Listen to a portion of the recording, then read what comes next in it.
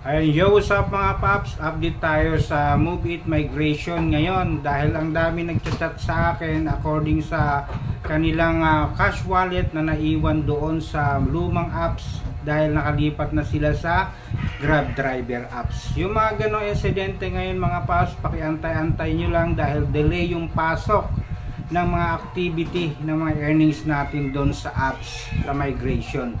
Maging yung mga tairings nyo, may nagchat din sa akin sa tairings dahil hit na daw nila yung mga tairings doon sa incentive.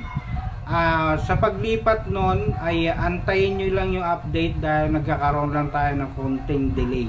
Konting pasensya lang dahil merging lang tayo. Lahat na activity natin na naandon is transfer lang po tayo sa kabilang apps. Kaya konting pasensya at pag-unawa sa ating update ngayon sa ating migration. Kaya ingat tayo sa biyahe at mag-ingat sa income. Bye bye.